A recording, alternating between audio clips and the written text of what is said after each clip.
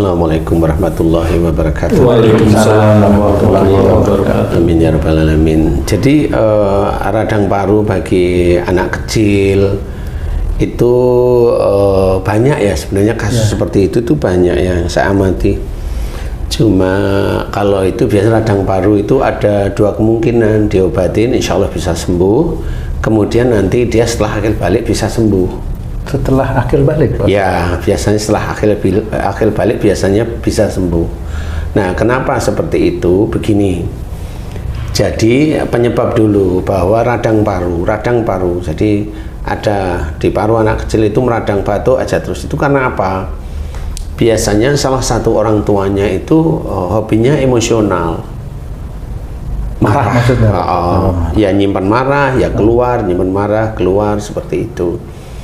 Nyimpen marah ya nanti insya Allah anaknya ya radang paru, marah keluar terus ya anaknya bisa radang paru. Tapi marahnya kelasnya bukan yang tinggi ya ini ya. Kalau radang paru itu marahnya hanya kayak ngomelnya ngedumbel gitu terus saja. Marah itu juga ada kelas-kelas itu Pak? Ada memang. Makanya marah itu nanti kan kelasnya kelas biasa ya sakitnya biasa. Tapi kalau tinggi itu sudah masuk bisa nanti masuk ke arah kanker atau tumor sebenarnya. Jadi ada marah-marah, kan ada orang yang marah hanya ngedumel, ada orang marah yang diem. Nah, diem sama ngedumel itu sama, karakteristiknya itu sama. Kalau memang yang diem tapi levelnya marah itu tinggi, kayak momnya pokoknya saya harus bunuh itu kalau nggak puas saya, itu di otak sama di dadanya berkecamuk seperti itu, ini levelnya tinggi ini sebenarnya marahnya. Maaf Pak Ustadz, bukan kepada siapa dia marah Pak Ustadz? Level dulu. Level dulu. Ya, level dulu, baru nanti marahnya dia kepada siapa. Ini juga menentukan. Jadi istilahnya itu kan apa namanya? Marah yang tinggi dengan kepada siapa marah itu menentukan penyakit insya Allah. Jadi kalau marahnya sudah levelnya tinggi, kemudian yang dia marahin itu pasangannya mamanya ya pasangan gitu ya, ini biasanya levelnya ke arah TBC. Oh gitu ya Pak? Ya tinggi tapi kepada pasangan itu TBC biasanya. Tapi kalau umpamanya marahnya tinggi tapi kepada orang tua bisa jadi kanker paru. Oh, lebih meningkat ya. Tapi kalau dengan pasangan bisa menjadi kanker kalau dia hampir setiap hari marah dengan pasangannya. Jadi levelnya ditingkatkan tidak seminggu atau 1 bulan sekali, tapi tiap hari marah dengan pasangannya. Itu bisa menjadi kanker paru insya Allah.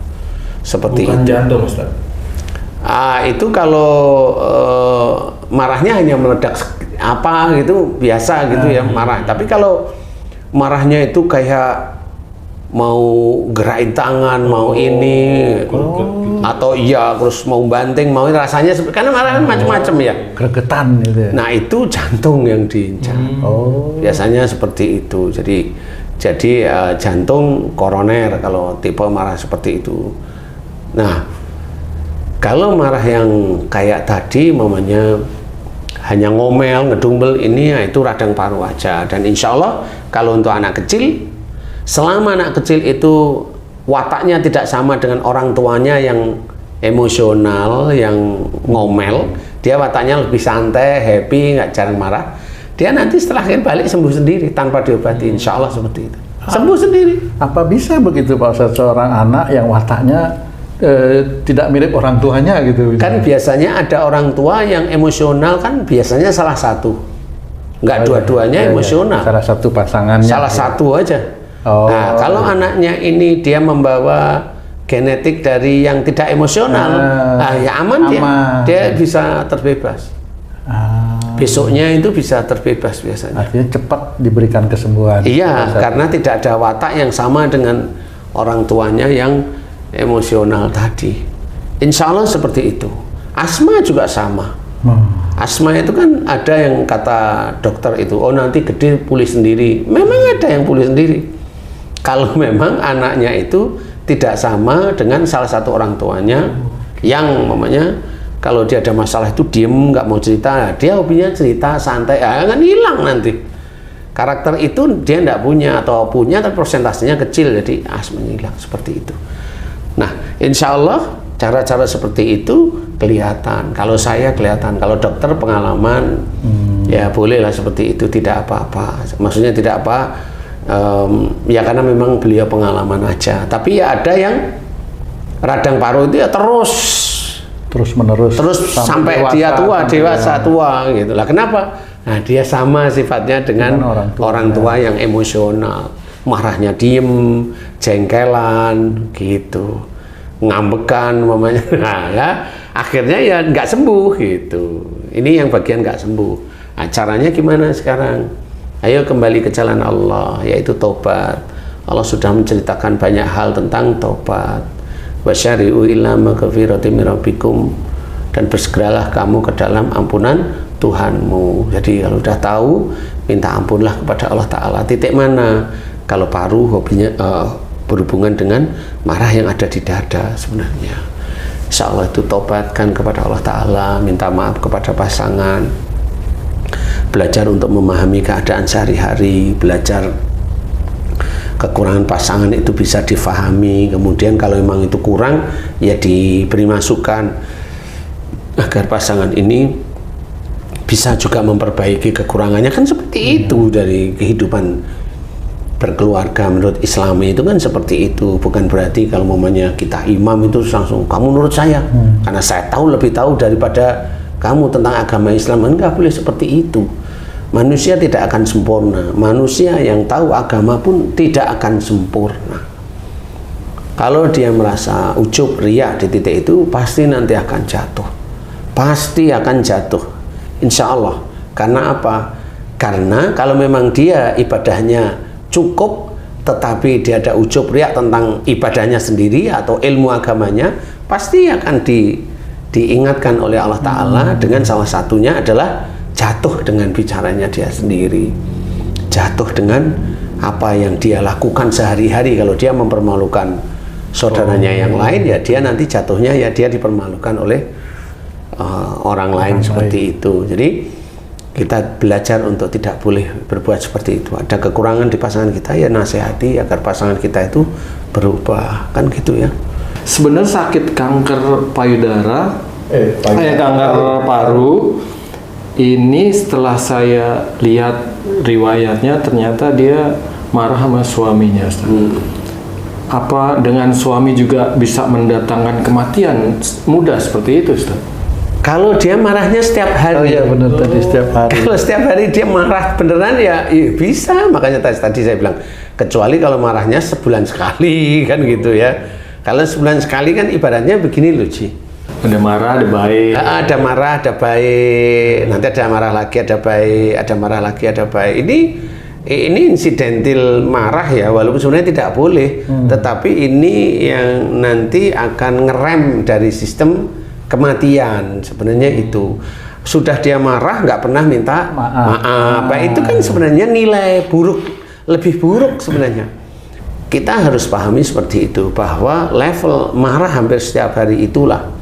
Saya juga tidak tahu ya kenapa marahnya itu sampai Allah itu mengambilnya, karena menurut saya bisa aja ini si istri memang dilihat sudah tidak manfaat. Karena dia marah setiap hari padahal tahu tentang syariat tapi tidak dikerjakan, marah lagi nggak pernah dikerjakan. Tidak dikerjakan itu bukan masalah sholatnya tidak dikerjain ya, minta ampun kepada Allah tidak, minta maaf kepada suaminya juga tidak. Dan ini kan dilihat, ini orang ini gimana maksudnya kan gitu. Akhirnya dengan segala keterbatasan orang itu ya bisa aja diambil, ini nggak manfaat ya sudah dilepas seperti itu. Jadi bisa aja dengan pasangan itu menjadi kematiannya ya bisa. Tetapi bisa aja yang menjadi kematiannya dilihat dari umur dulu. Kalau umurnya itu mamanya di 50-an mamanya ini meninggal, atau 50 berapa meninggal, kan masih muda ya, menurut saya masih muda ya. Nah ini biasanya dia ada dosa dengan orang tua atau dengan mertua, itu yang menyebabkan kematiannya lebih cepat. Insya Allah seperti itu yang saya ketahui. Sama seperti umpamanya ada anak umur 30 kena kanker meninggal, itu pasti dengan orang tuanya. Insya Allah seperti itu. Dan hampir setiap pasien saya yang anak di bawah 45 umurnya itu kena kanker, rata-rata marahnya dengan orang tua.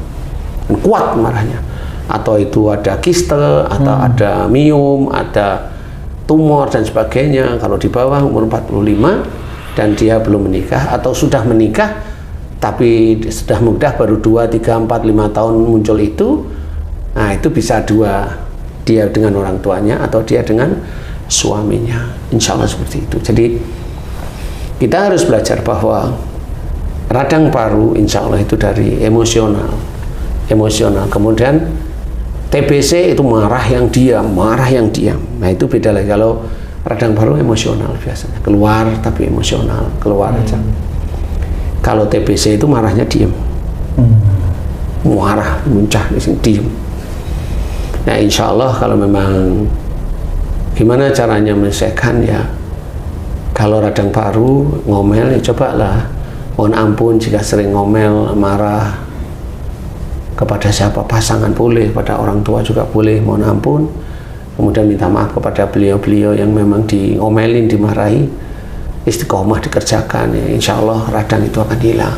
Kalau itu TBC, sama mirip ya, mirip minta maaf kepada orang tua atau sama, iya itu di paru itu mirip, minta maaf dengan pasangan, kemudian mohon ampun kepada Allah Ta'ala, niat untuk tidak mau mengulang lagi, ya, insya Allah nanti dirubah oleh Allah Ta'ala. Kenapa biasanya perempuan, Ustaz?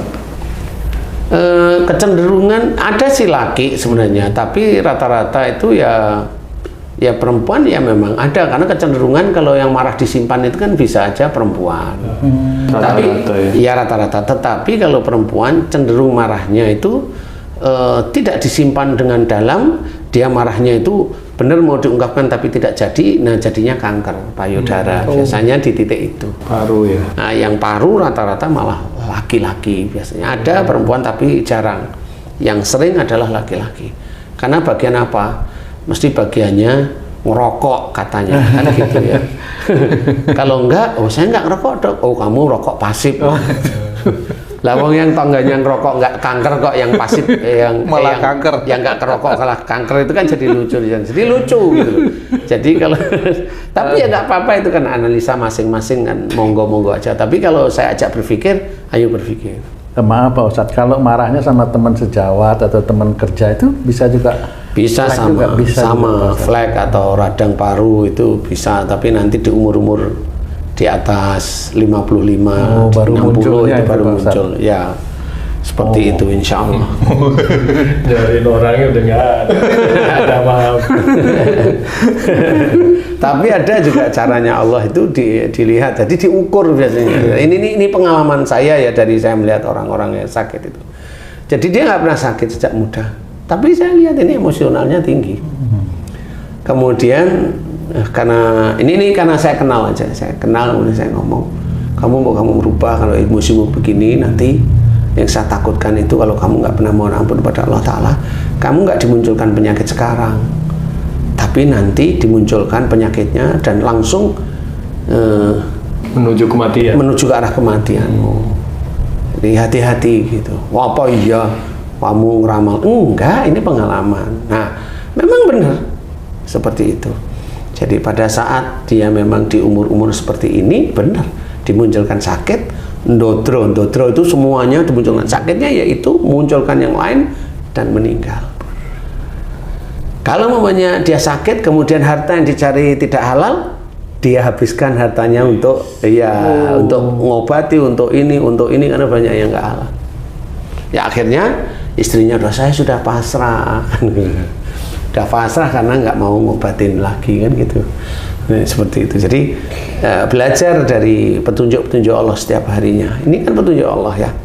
Kita memohon diberi petunjuk oleh Allah Ta'ala setiap hari dengan baca Fatihah, itu kan petunjuk Allah Ta'ala. Makanya kita harus pahami petunjuk di sekitar kita itu ada dari Allah Ta'ala.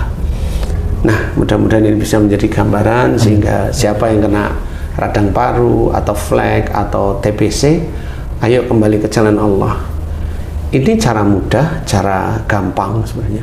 Tinggal serius, kembali jalan Allah, istiqomah, jangan lakukan lagi. Istilahnya taubatan nasuha harus benar-benar dijalankan. Insya Allah Allah memberikan kesembuhan, insya Allah ya. Wallahu a'lam.